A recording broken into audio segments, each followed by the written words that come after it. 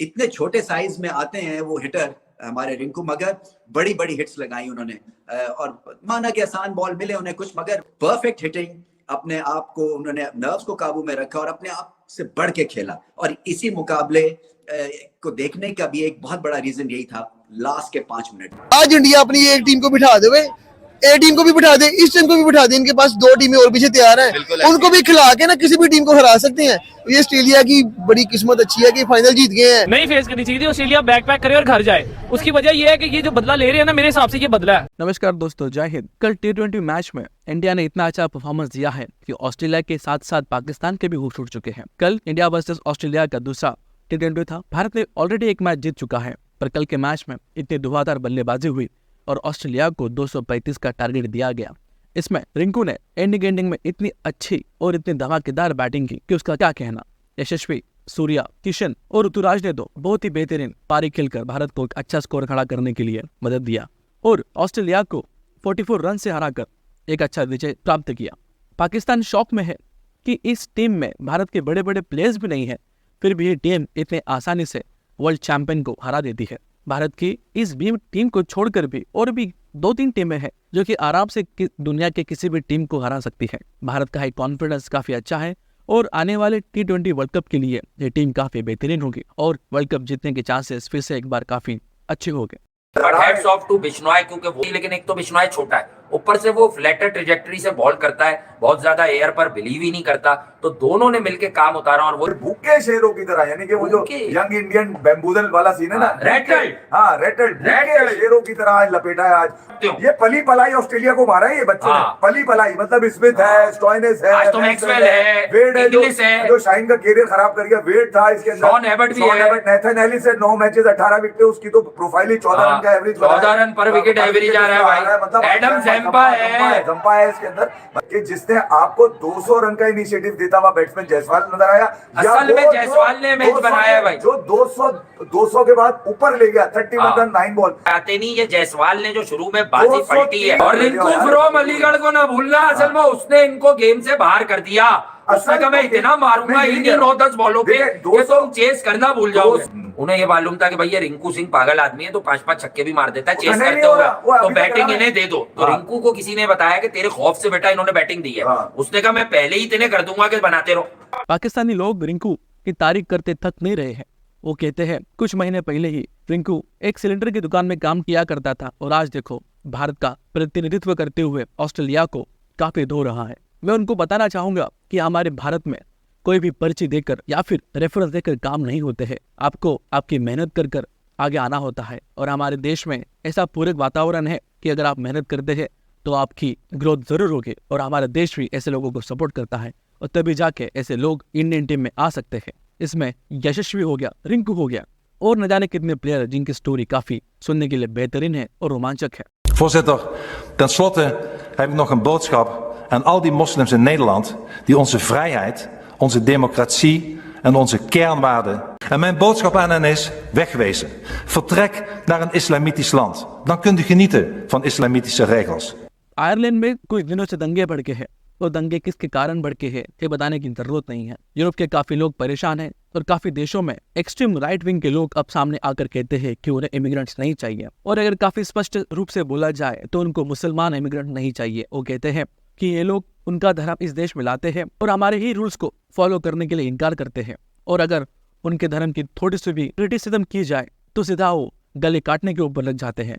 और ऐसे कई सारे वारदात यूरोप में देखे गए हैं। स्वीडन, नॉर्वे ये इतने शांति प्रिय देश है, फिर भी यहाँ पर ऐसे कई सारी वारदात हुए हैं। इसके साथ ही आयरलैंड में पिछले हफ्ते भर से दंगे चालू है। दूसरी ओर नीदरलैंड के प्राइम मिनिस्टर गिक विल्डर्स जो काफी राइट विंग वाले हैं और इस्लाम विरोधी है तथा इमिग्रेंट्स को बहाने के पीछे है, उन्होंने कल अपनी संसद में कहा कि अगर आपको आपके धर्म का पालन करना है तो आप किसी मुस्लिम देश में चले जाए, यहाँ पर आपकी कोई जरूरत नहीं है। यहाँ पर आकर आप रूल्स तोड़ते हो और यहाँ के लोगों को प्रॉब्लम देते हो, ऐसा उनका मत है। और वो कहते हैं कि इमिग्रेंट्स को जल्द से जल्द नीदरलैंड से भगा देना चाहिए। और ऐसी सोच रखने वाले यूरोप में कई सारे नेता और लोग सामने आ रहे हैं, वो इमिग्रेंट्स को भगाने की बात करते हैं। और अगर ऐसा चलता रहा तो भविष्य में यूरोप में ऐसी आवाज बढ़ेगी और हमें काफी ज्यादा सांप्रदायिक माहौल देखने को मिलेगा, जहां पर एक लोग इमिग्रेंट्स को भगाना चाहते हैं और दूसरी ओर इस्लाम को प्रोटेक्ट करने के लिए सड़कों पर उतर सकते हैं। और फिर से ऐसे दंगे जैसे दृश्य हमें दिख सकते हैं। आपको एग्जैक्टली बताऊंगी वो तमाम स्पीच जो कि डच पीएम विल्डर साहब जो हैं उनकी चल रही है इस वक्त। उन्होंने कहा है कि जो हमारी फ्रीडम को रिस्पेक्ट नहीं करता, उन्होंने जो मुसलमानों को ये कहा कि get out Muslims from here, तो अपने मुल्क से निकल जाने का कहा उन्होंने, दफा हो जाए यहाँ से।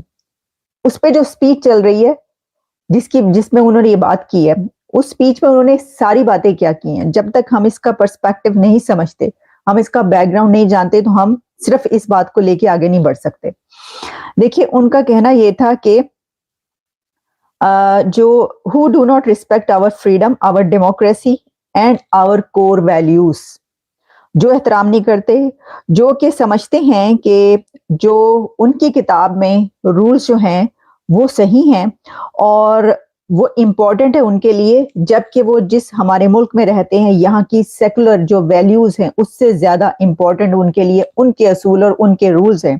तो वो कह रहे हैं कि जो लोग ऐसा समझते हैं, और उन्होंने कहा कि मैं समझता हूँ कि ऐसे बहुत सारे हैं यहाँ पर, और रिसर्च जो है प्रोफेसर ने जो की थी वो भी बताया कि किसने ये बताया कि तकरीबन जो रिसर्च बताती है वो 700,000 ऐसे लोग मौजूद हैं हमारे मुल्क के अंदर, उनका ये कहना था। और इसके अलावा उन्होंने कहा कि and my message to them is get out. Pakistan इन दिनों काफी कंफ्यूज है। पाकिस्तान तो पहले कर्जे में डूब चुका है, IMF की बार बार चाटने के बाद भी उसे लोन नहीं मिलता है, तो वो फिर चीन के पास जाता है और चीन से लोन लेकर फिर से अपने हाथ कर्जे के नीचे डुबा देता है। एक तरफ पाकिस्तान कहता है कि वो अरबों की औलाद है और दूसरी ओर कहता है कि वो तुर्कों की औलाद है, पर पाकिस्तान भूल जाता है कि पाकिस्तान तो भारत से ही निकला है। पाकिस्तान भूल जाता है कि उसका खुद का कोई कल्चर नहीं है, उन्होंने भारत का ही पूरा का पूरा कल्चर अपनाया है और बोलते पंजाबी है और कहते हैं कि उनकी भाषा उर्दू है, और उर्दू तो हमारे दिल्ली की ही जन्मी एक भाषा है। पाकिस्तान अपने खुद की आइडेंटिटी को लेकर काफी परेशान है और वहाँ के समझदार लोग इस बात को भली भांति समझते हैं कि पाकिस्तान एक काफी कंफ्यूज और बिखरा हुआ सा देश है जो जल्द ही टुकड़े टुकड़े होकर नष्ट हो जाएगा। आइए देखते हैं इस वीडियो में पाकिस्तानी मीडिया का रिएक्शन। जहाँ यही मैं आपसे अगला सवाल करने वाली थी कि हमारी अपनी शनाख्त कहीं ना कहीं गुम होकर रह गई है। अगर हम अपने पहनने ओढ़ने खाने पीने को कंपैरिजन कर रहे हैं इंडिया के साथ, तो आपको नहीं लगता कि 95% हम इंडियन कल्चर से इंस्पायर हैं और हमने उसी को ही अडॉप्ट किया हुआ है। 70 साल पहले पार्टीशन तो हो गई, पाकिस्तान बन गया हिंदुस्तान से अलग होकर, लेकिन आपको नहीं लगता कहीं ना कहीं हमारे अंदर अभी भी वो सकाफत, वो रस्म व रिवाज बाकी हैं, हम उन्हीं को ही फॉलो कर रहे हैं, हमारी अपनी कोई पहचान नहीं हम बना सके? जाहिर बात है जी, हमारे जो बड़े थे, हमारी ब्लड में लाइन में जो भी चीज़ें चलती आ रही हैं, हमारी हिस्ट्री में जो फैमिली हिस्ट्री में चीज़ें चलती आ रही हैं, वो सारी वही हैं जो वहाँ इंडिया में थी। जितने माइग्रेंट्स हैं इंडिया से, 47 में मेरे दादा वगैरह थे माइग्रेट किए थे, तो जो वो वहाँ से रस्में लेके आए हैं वो फैमिली के अंदर वो तो रही तो हैं। आज भी जब शादियाँ होती हैं या कोई त्यौहार होते हैं तो हम उनको फॉलो करते हैं। अगर असल में प्रॉब्लम मेरा ख्याल है यहीं पे आया कि हमने इस्लाम के नाम पर मुल्क तो अलहदा ले लिया, लेकिन हमने इस्लाम को उस तरह शायद फॉलो नहीं किया, तो हमारी आइडेंटिटी वहाँ पे गुम चुकी है।